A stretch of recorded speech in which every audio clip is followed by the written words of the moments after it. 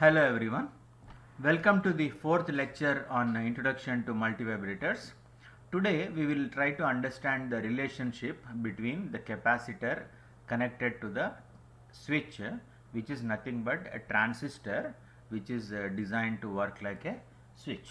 So we will try to see how the capacitor and switch do some magic in producing the output which is very useful here. So we have seen the familiar circuit here. All of you must be familiar now. We have used the transistor Q1 to work like a switch by using the collector resistor to drive the LED to glow, and then we have provided sufficient base current for any transistor in that family to switch on, and that we calculated. So I am not going into those details. So this is now a switch, and we have seen how a capacitor charges to a given voltage through a resistor R. Here it is RC2. So this charging is exponential in nature, and we found that equation as that V final plus V initial minus V final e raised to the power of minus t by RC, where RC is the time constant. In this case RC is RC2 into C2. Then the third important behavior of a capacitor we have seen, which is it does not allow sudden changes in voltage. So when the voltage here suddenly falls by certain amount, the voltage at the other end also will fall by the same amount, such that the voltage across the capacitor does not change instantaneously. So these are the 3 points on which today's lecture will be based on. Now we will move to the next step. Please remember that I have put some figures here. So these figures I will be using conveniently at different times during the presentation, and I have drawn them and kept ready so that you will get a neat presentation. Okay, so please concentrate on where I am pointing, and then you will understand the description easily. Don't look at all these things unless I point out. Okay, now we will take this circuit which is having all the components. I have not removed anything, and we will try to analyze the voltages at the input of the capacitor here, or we can also call it as a junction of R and C. What is the voltage here and what is the voltage here at the base? Here we can tell very easily, because the base is connected to RB1, current will flow and this transistor will go into saturation. So in saturation the base emitter voltage will be VBE sat. So for a silicon transistor we can call this voltage as 0.7. So the voltage here will be 0.7. Okay. Now what will be the voltage here? Now when the switch S2 is kept open, this capacitor is free to charge to the voltage V exponentially based on the equation which I have given you just a few minutes back. So this capacitor will charge towards V, and at a sufficiently large time, because when t is very large, e to the power of minus t by RC will become negligible. So the voltage here across the capacitor will be almost equal to the voltage V here. So the voltage here is V, the voltage here is VBE or 0.7, VBE sat or 0.7. Now what we will do is we will connect a switch here, mechanical switch again. We will see what will happen when S2 closes and S2 opens. So we have already seen what happens when S2 is open. When S2 is open, this voltage is equal to V. The voltage here is equal to VBE sat. So this transistor is in saturation. So Q1 is on.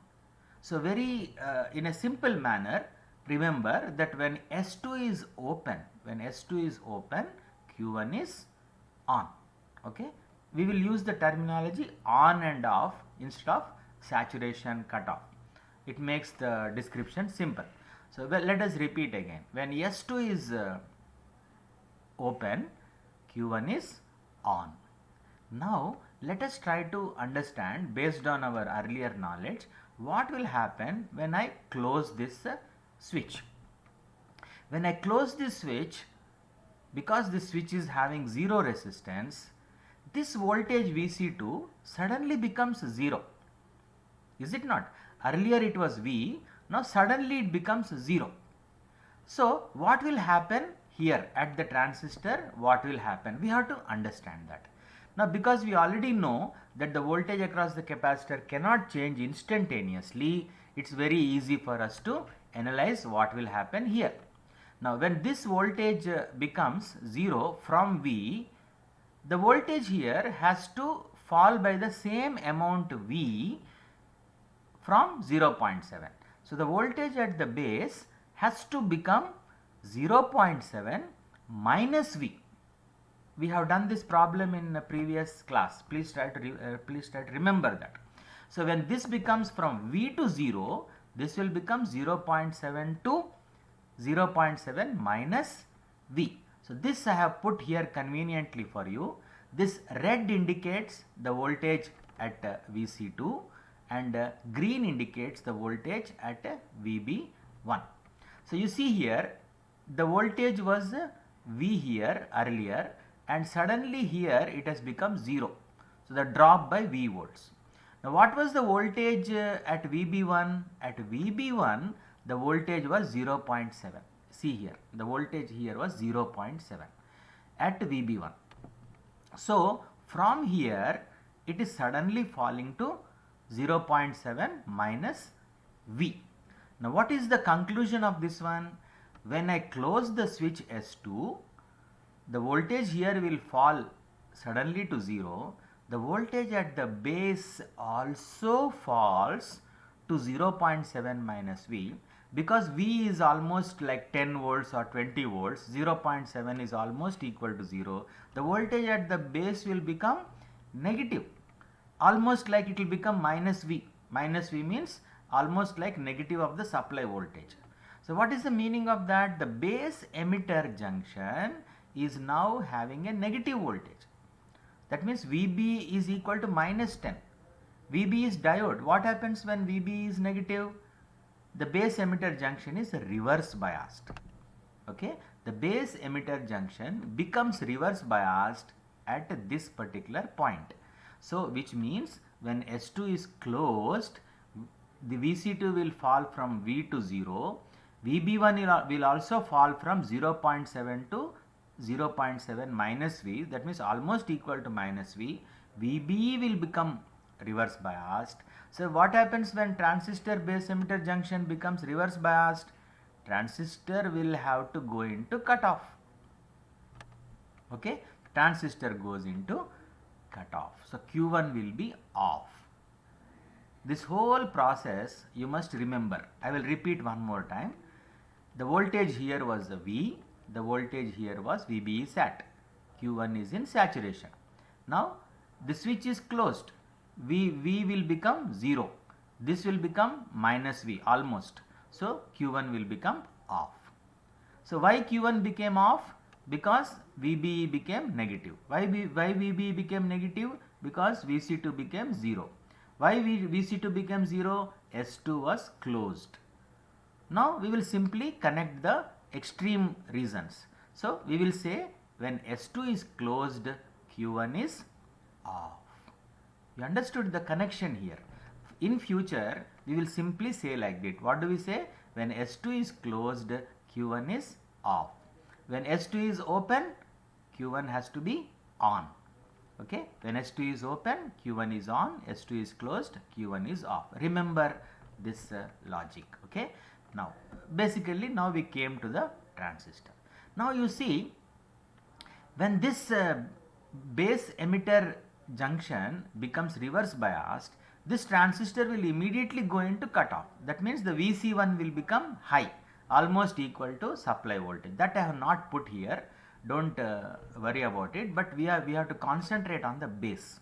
Okay, now you see what will happen. What is the voltage here? Now let us concentrate on the capacitor. What is the voltage here? The voltage here is 0 because the switch is closed. Okay, now what is the voltage here? The voltage here is negative. Okay, and because it is negative, this circuit is almost not there in the picture. This transistor is not drawing any current because it is reverse biased. So can we remove all these things? Yes, we don't have to consider this transistor at all for some time. So what I am trying to convey is the picture has changed here. Before this switch was closed, this was almost equal to 0. C2 was charging through RC2 to V. This was the path for charging. Now you see what happened when this switch is closed. This point became 0. Okay, this positive end of the capacitor became 0. Now this is 0. This is cut off. This connection is not there at all in the circuit, and this C2 is connected to V through RB1. Okay, now this capacitor is free to charge to V through RB1.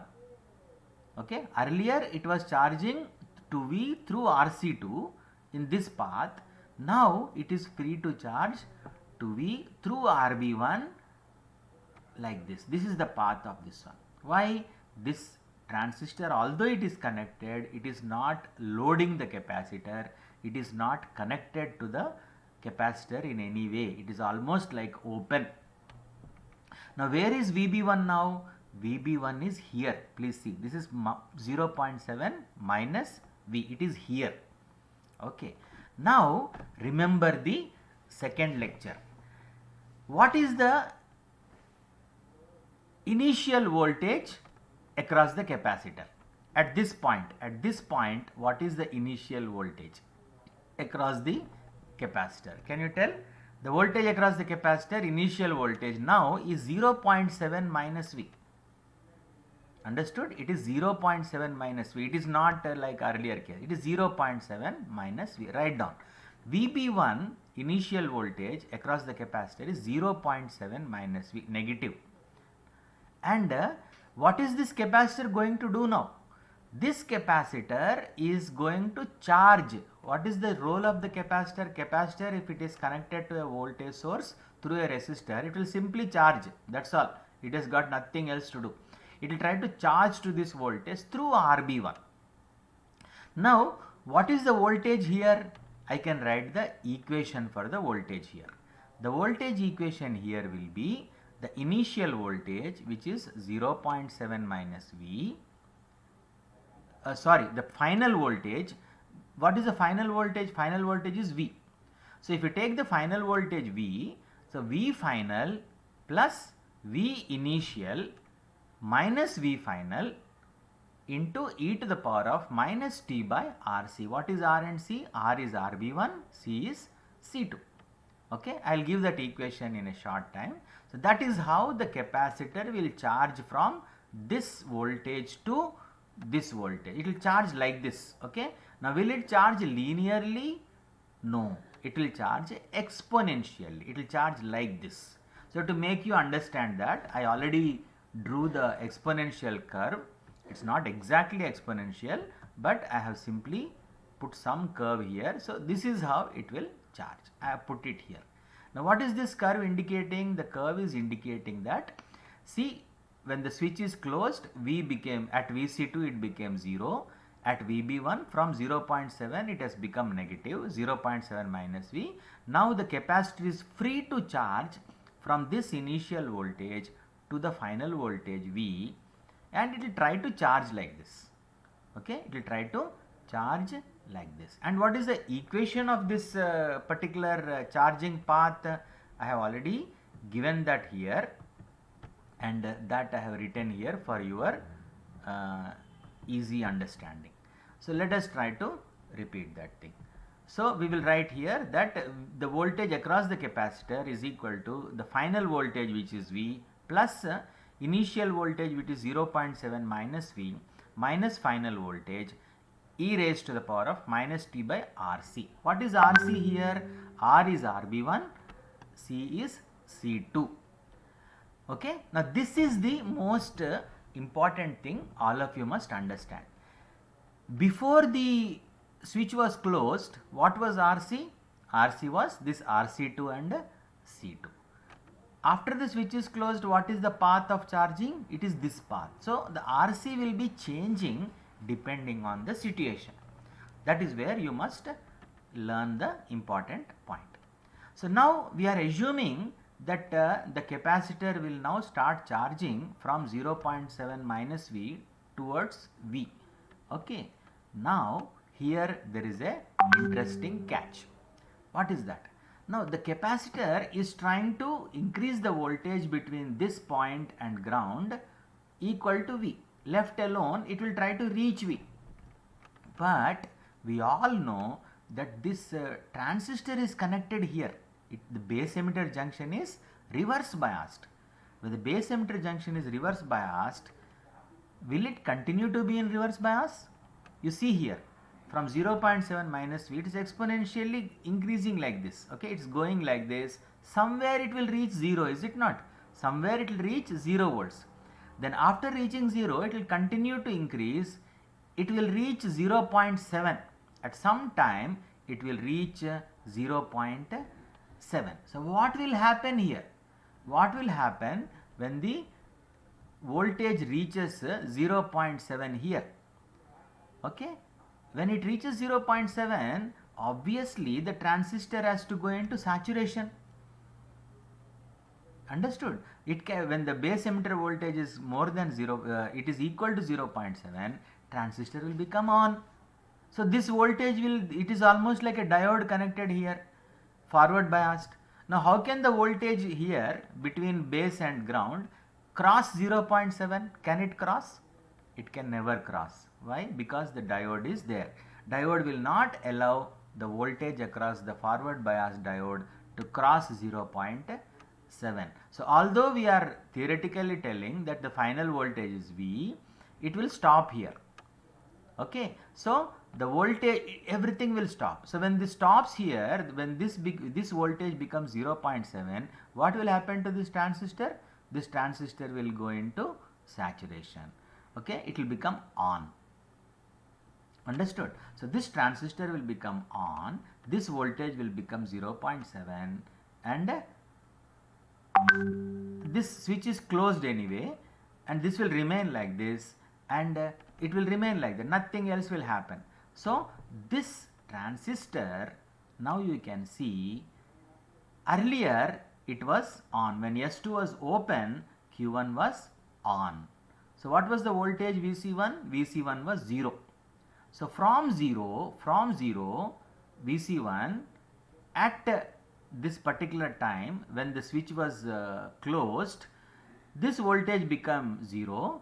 The VC1 suddenly became high because transistor went into off condition. Now how long it is remaining in off condition?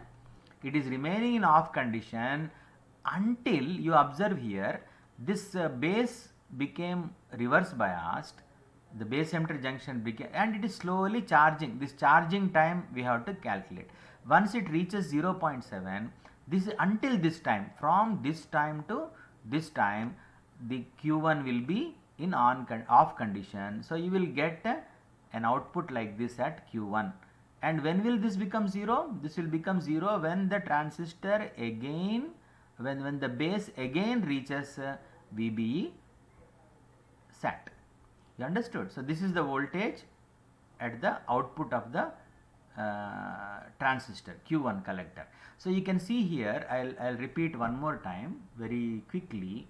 So you can see the VC2 is becoming 0. VB1 was earlier 0.7. This will also fall by V. So 0.7 minus V, and it will try to charge towards V using the time constant RV1 into C2. But when it reaches 0.7, transistor will become on and it will stop. This will stop. So this is how the circuit will be working. Okay. Now what did we achieve with all these things? What did we achieve? observe very carefully. What we did was, supposing I take a circuit like this. I take a circuit like this and I keep the switch open. First I will keep it open. Okay. Now then what will happen? This transistor will become saturated. The output will be equal to 0. Now when I close the switch here, what will happen? When I close this switch, Q1 will go high, and it will remain high for a particular time. What is that time? That time is the time taken for this capacitor to charge from 0.7 minus V to 0.7. It will take some time, no? Who will decide this time? This time will be decided by the time constant of the circuit, which is RB1 and C2. These two will decide. So by changing the values of RB1 and RB1 basically and C2, I will be able to change the width of this time. If I put a larger value of RB1, I will get more time. If I put smaller value, I will get less time. But of course, I won't change RB1 because RB1 is anyway fixed for the switch.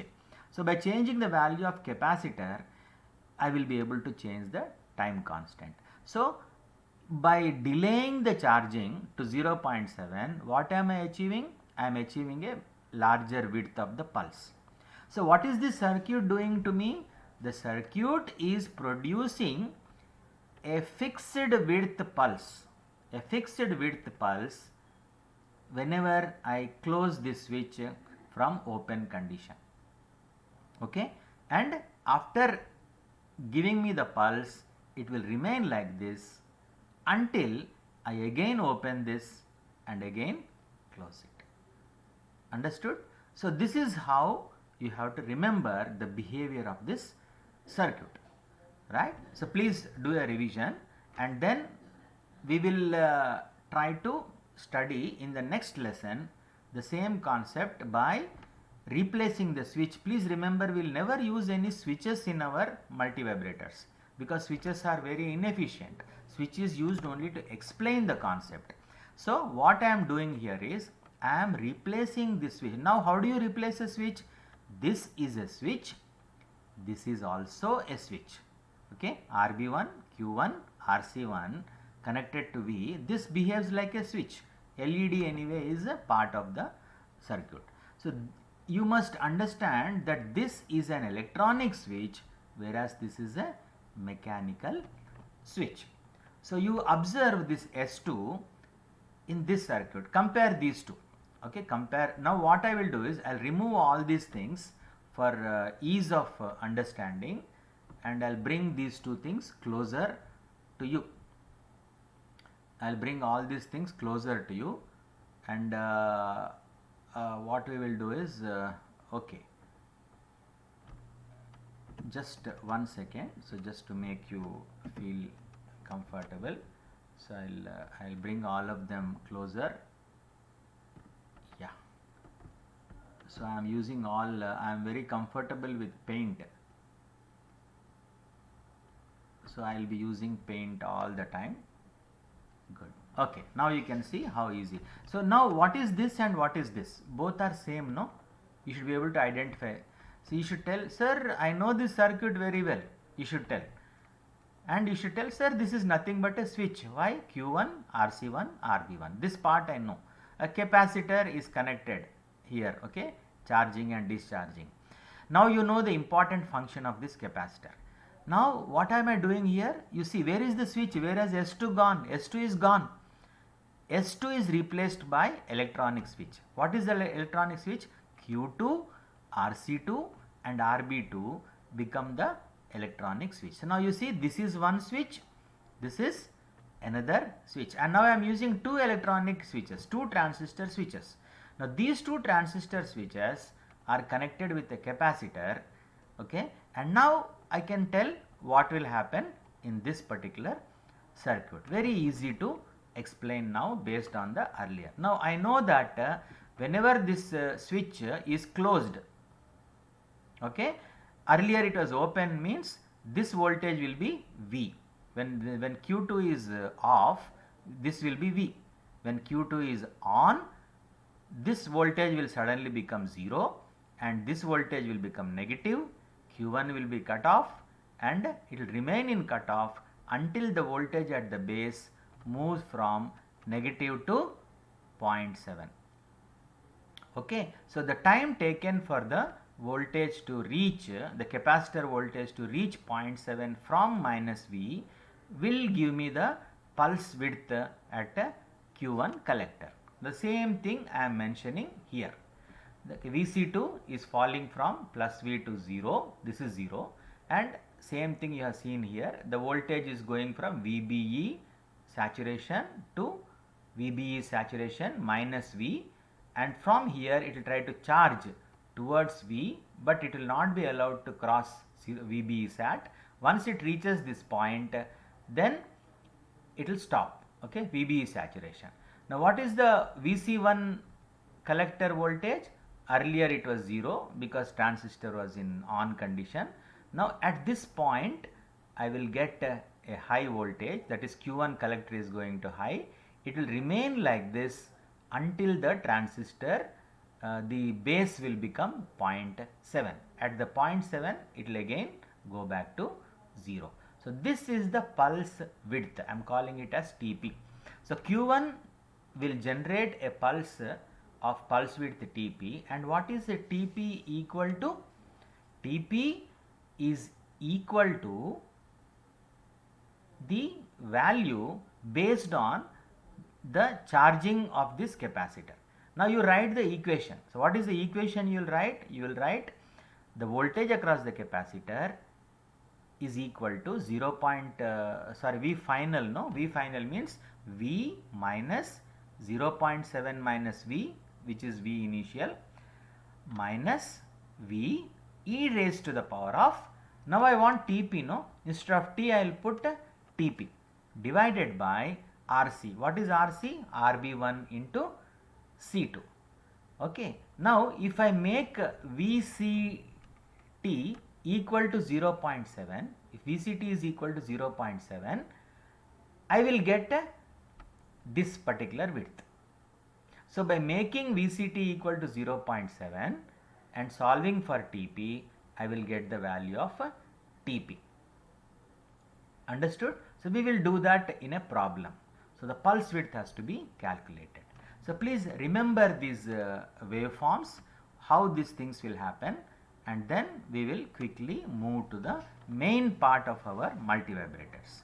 Now in today's lecture, we have, you can see that we have two transistors, we have a capacitor, the switches are working, almost our multivibrator basic 80% of the circuit is ready. Only thing is we don't know that it's a multivibrator. Okay, what did we do here? We slowly replaced the switches with the transistors, and here I have used a switch here just to tell what will happen if I close this.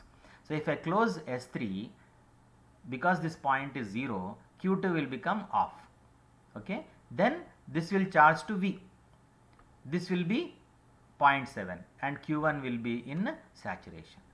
Okay, now when I open this, when I suddenly open this, the transistor will be driven into saturation. So Vc2 will become 0, Vb1 will become 0.7 minus V, this transistor will be cut off, but this capacitor will continue to charge through Rb1 until the collector, this base reaches 0.7, then this transistor will become saturated on. Okay, we will get a pulse of a pulse width Tp. What is this Tp? How to calculate that? We will see in the next class, and I will tell you the different types of multivibrators and how to do all these calculations. We will take it up in the next class. So thank you all. Have a nice day.